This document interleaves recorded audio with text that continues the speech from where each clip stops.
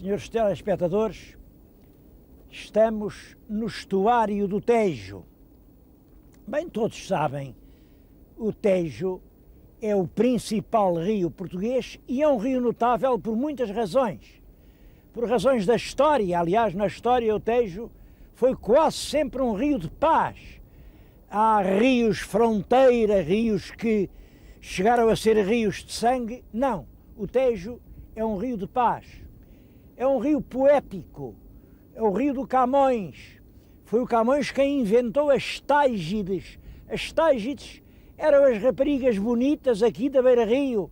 As Tágides, como sabem, ele a cada momento nos Lusíadas se dirige às Tágides e vós, Tágides minhas.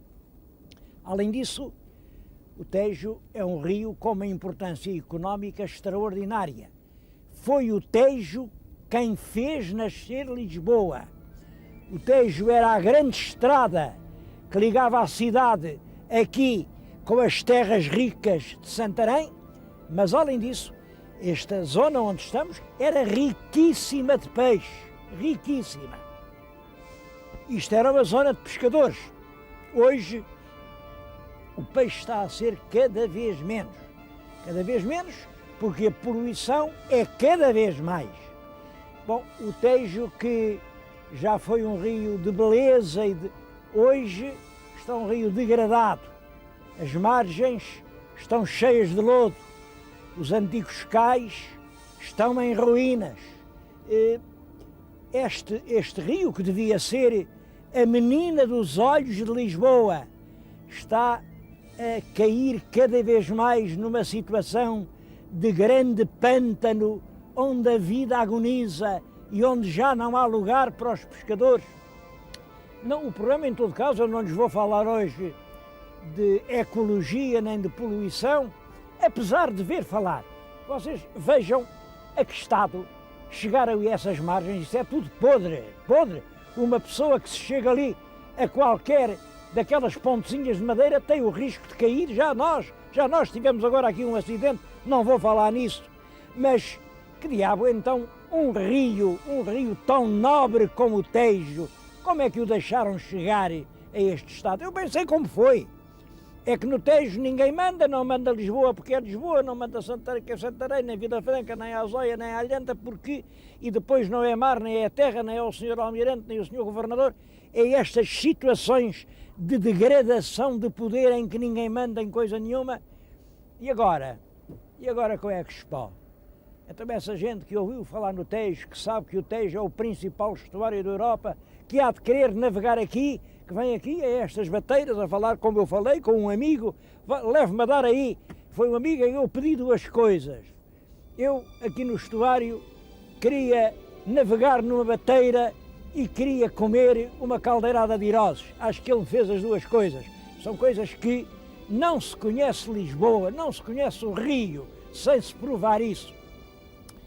A vila que está na minha frente, acho que estão a ver uma vila, bem, é Alhandra. Alhandra, uma das mais autênticas e, por enquanto, ainda mais castiças vilas da borda d'água. Alhandra não teve a sorte, por exemplo, da Zambuja, que foi dada pelo Dom Afonso Henriques a fidalgos cruzados, fidalgos que vieram na cruzada e ficaram cá. Ou Vila Franca, foi a mesma coisa, não. Alhandra não teve essa sorte e por isso foi durante muito tempo uma terra pobre. Terra pobre porquê? Eu penso, é até curioso, durante os séculos XIII, XIV, XV, XVI, Alhandra era um coto de homiciados, quer dizer, era uma terra onde os foragidos à justiça chegavam ali. Pronto, ali já ninguém lhes fazia mal. Era, portanto, uma terra onde só ia quem não tinha mais nenhum lugar para ir, onde se ficava a salvo, onde se já não era perseguido. Claro, isso não abrangia os malfeitores aleivosos, a traição, não. Eram aqueles ladrões ecos, coitados, que fugiam diante dos juízes e vinham para aqui. Porque é que era preciso, numa terra tão bonita, que tem vales férteis, Eu penso que havia duas razões. A primeira é que aqui a agricultura era difícil, por causa das cheias. Fazia-se uma hortinha, anos de trabalho, lá vinha o tejo, alagava tudo, a própria barraca do colono era lavada da enxurrada das ondas, as pessoas morriam. Volta e meia, isto era tudo perdido. Ainda hoje, há grandes cheias aqui na Alhandra. Bom, mas a outra razão eram os piratas, porque, conquistada Lisboa, aqui o rei mandou fortificar a Zambuja, mandou fortificar Vila Franca com os tais cavaleiros. Diziam-nos na história que eram povoadores. Não eram povoadores, eram fronteiros. Estavam aqui, porque do outro lado, as terras da margem sul não estavam fortificadas. Aí cavalgavam cristãos, mas também cavalgavam sarracenos, e eles a cada momento, sempre que aqui viam qualquer coisa que roubar, vinham cá. É por isso que a Alhandra, só no século XVI, na altura dos descobrimentos, quando começa a haver mais fortunas, mais quintas, mais lavradores, olha, é nessa altura que vêm para aqui os pais do Afonso de Albuquerque, e vou-lhes falar dele daqui a pouco. Bom, é também nessa altura que o cardeal regente, o cardeal Dom Henrique, mandou fazer a igreja que está na nossa frente.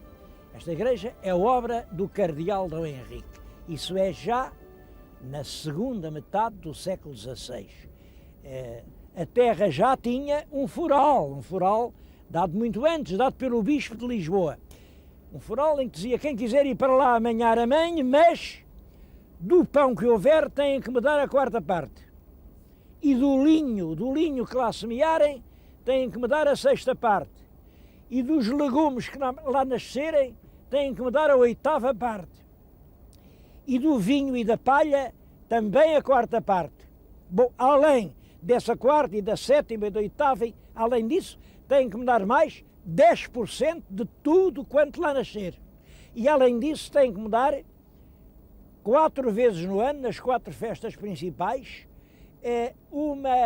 uma fogaça. Uma fogaça era um grande bolo, mas nessa altura já chamava-se fogaça a uma prenda obrigatória, portanto, o imposto.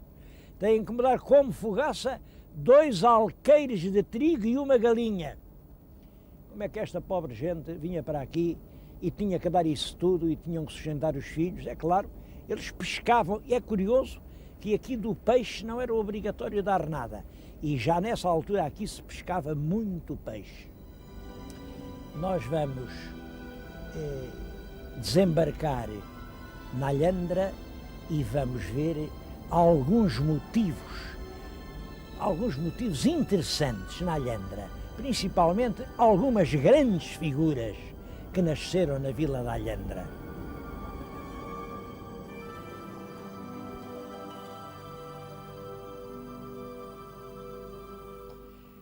A primeira figura da qual a Alhandra tem orgulho é de Afonso de Albuquerque.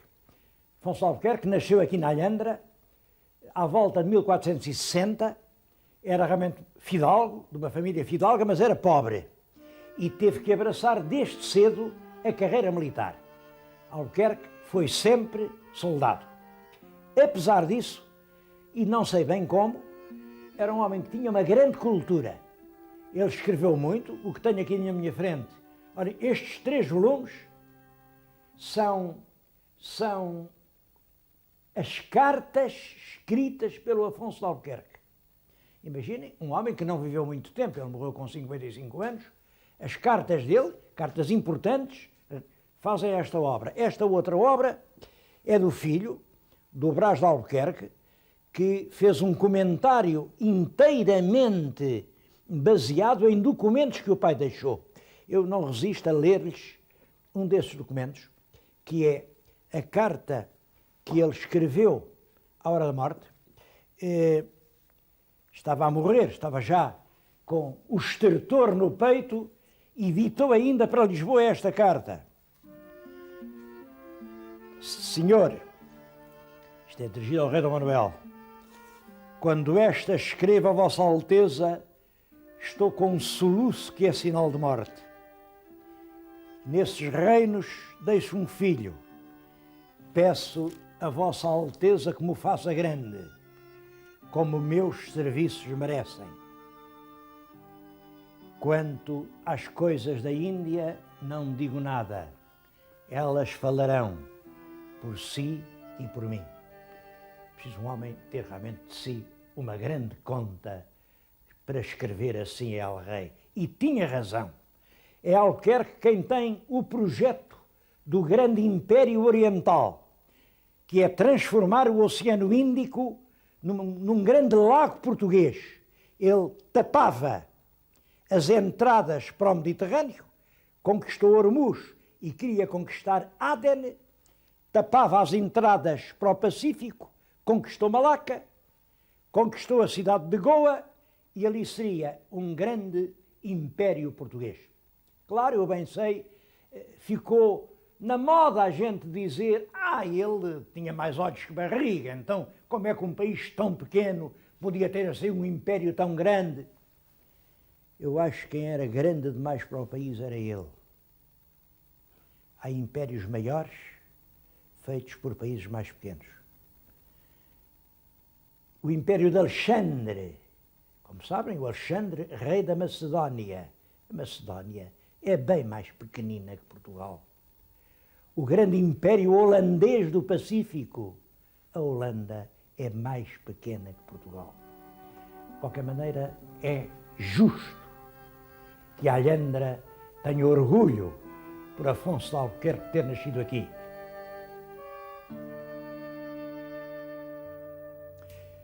Um outro alhandrense para recordar é o Dr. Sousa Martins. Nasceu nesta casa. Nesta sala há só coisas do seu uso pessoal. Aquela era a mesa em que ele trabalhava, aquele era o serviço de jantar de que ele servia. Por sinal, lhe foi oferecido pela rainha Dona Amélia. Tudo isto são lembranças dele. Aqui, a última carta que ele escreveu para uma irmã, tem aqui uma frase em que pede para ser amortalhado com a beca de lente. Ele quis ir para a cova com o seu traje universitário.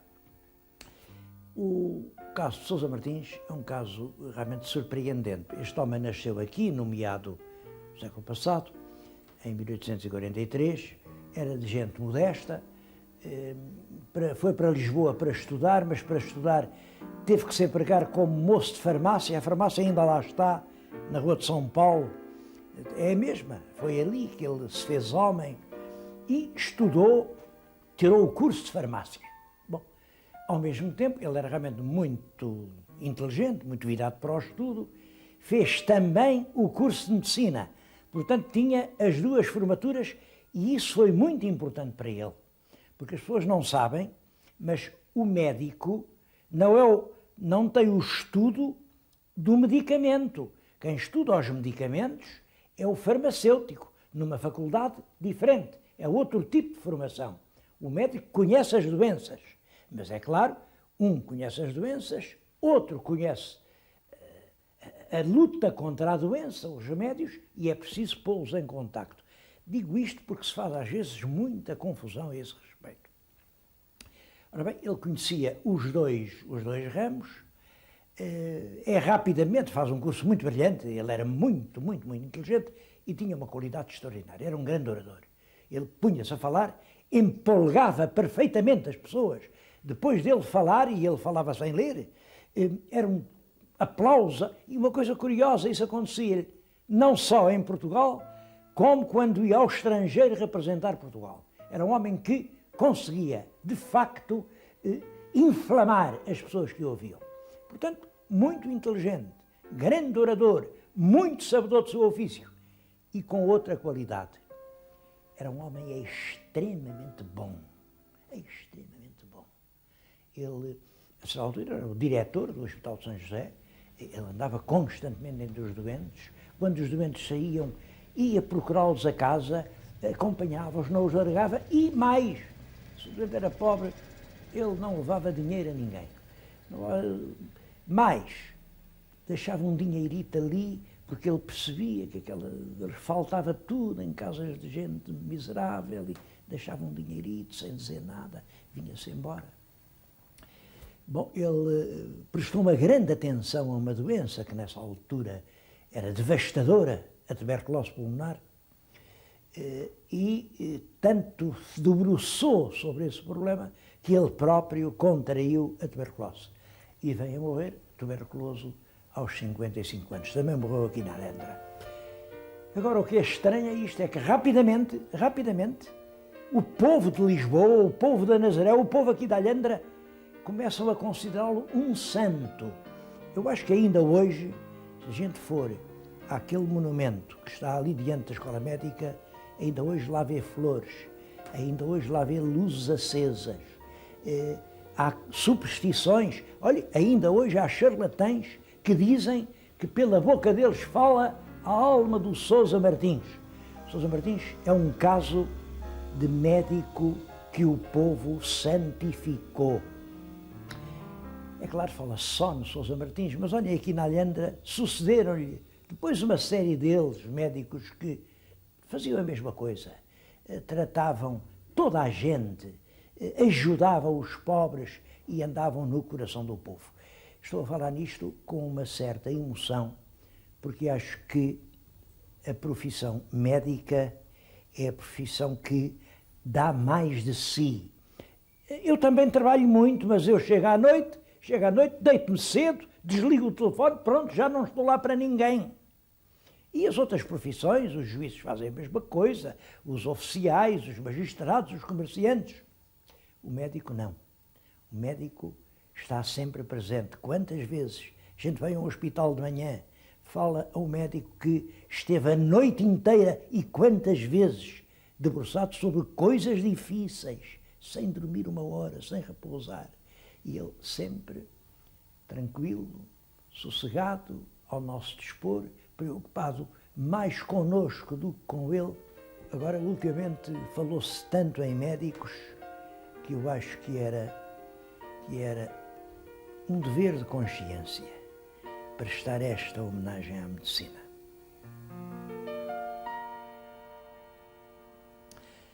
O terceiro herói da Alhandra foi o nadador Joaquim Batista Pereira. Bom, as pessoas com uma certa idade ainda se lembram desse nome empolgar o nosso país. Era um extraordinário nadador. Ele bateu o recorde na Travessia da Mancha. Está aqui uma fotografia que mostra 20 grandes nadadores mundiais que se preparam para largar. Bem, o nosso, aqui o que está à pontinha é este. A fotografia seguinte mostra-o a receber o troféu da vitória. Mas além disso teve imensas outros feitos famosos. Este homem esteve, por exemplo, bateu o recorde da permanência na água a nadar. Esteve lá 28 horas e 43 minutos no Tejo. Também bateu o recorde da distância percorrida. Ele nadou 206 quilómetros. Bom, e todos os recordes dos 400 metros, dos 600 metros, dos 1500 metros. Era realmente um grande nadador. Era um homem de uma origem muito modesta. Fez parte das crianças que nunca foram à escola. Eu gostava de lhes ler, tenho na mão um livro que também foi famoso nos anos 40, Os Esteiros, do Soeiro Pereira Gomes. Os Esteiros são a infância de muitos garotos aqui. Aliás, o livro é dedicado exatamente aos filhos dos pais que nunca foram garotos, que não tiveram tempo para isso. Vou-lhe só ler aqui 3 ou 4 linhas. Com 7 anos, e ao pai levá-lo pelas orelhas até à eira. Mestre, tome-me conta deste fidalgo. Mas antes do pai chegar ao portão, atravessava ele o caniço dos esteiros e, mesmo vestido, atirava-se ao rio. A corrente era forte, mas na outra margem havia pássaros, touros bravos a pastar e valados desconhecidos. À noite, esperava-o a tareia do costume em vez da ceia, e na manhã seguinte regressava ao telhado pelas orelhas. Bom, este garoto era o Gineto, rebelde, nunca teve um emprego duradouro, fugia para o rio, atravessava aqui o rio até ao Mochão e nadava com uma pressa que ninguém mais o apanhava. Foi o Joaquim Batista Pereira. A escola dele foi o Rio e por isso chegou a campeão.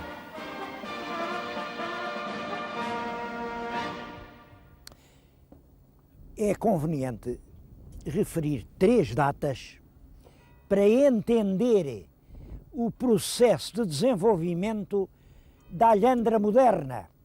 A primeira data é 1855. Estamos no meado do século passado, 55. Nesse ano veio uma reforma administrativa que acaba com o Conselho da Alhandra. É claro, não podia deixar de ser assim, porque reparem, aqui a 2 passos fica Vila Franca de Xira. Se olharem para lá até veem os automóveis a passar na ponte. É 3 quilómetros. Não podia haver 2 cabeças de conselho num chão tão chegado. Bom, mas claro que isso fez mal à alhandra. O segundo facto é no ano seguinte, 1856, chega ao comboio. Agora a alhandra passa a ser um espaço privilegiado para a instalação de indústrias. Fica ligada a Lisboa por 3 estradas. A estrada fluvial, que leva às barcaças, a estrada real, que leva aos carros e as carruagens, a estrada férrea, que leva aos vagões. Em 1862, portanto 6 anos depois da chegada do comboio, cria-se aqui uma associação cívica que vai ter a maior importância na formação cívica e consciencial da população da Alhandra. É a Sociedade Euterpe Alhandrense. Já tem 135 anos de existência e tem uma tradição, eu acho curioso isto, uma tradição que se repete desde há 135 anos. É que na madrugada do dia 1º de dezembro a banda percorre as ruas da vila a tocar as suas canções. Porquê? Porquê 1º de dezembro? Eles estão a celebrar a data de fundação da própria coletividade. A coletividade nasceu em 1 de dezembro de 1862. É, portanto, a sua comemoração que se comemora, mas é também a data da Revolução que restaurou a independência de Portugal. Bom, eu acho que nisto a Euterpe dá um nobre exemplo. A Euterpe tem, nestes 135 anos, feito mais pela cultura do povo do que algumas universidades. E este exemplo que ela dá é o de que, continuando a honrar e a recordar as grandes datas históricas que é preciso lembrar, ela dedica-se profundamente e corajosamente, num esforço inovador, a preparar o futuro que é preciso construir.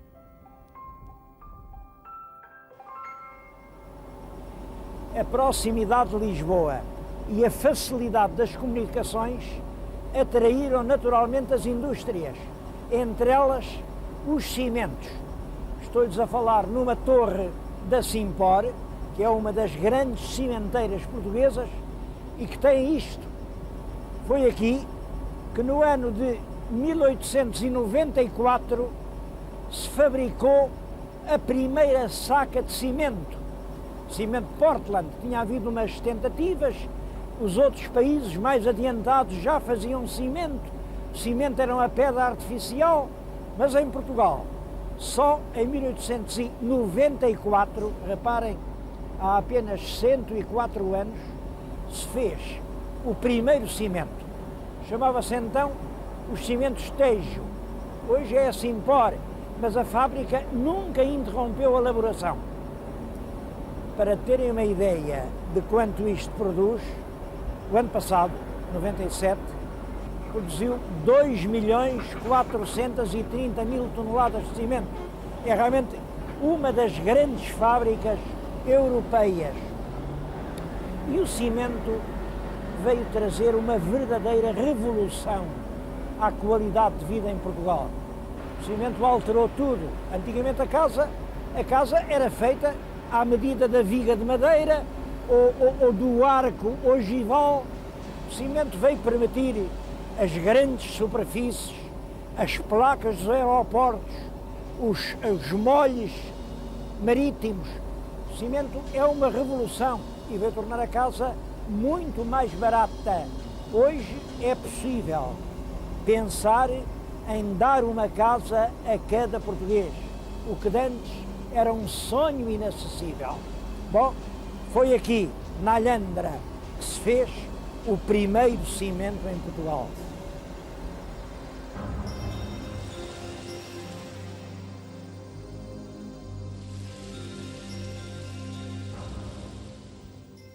Bom, eu vou terminar e queria terminar com um voto.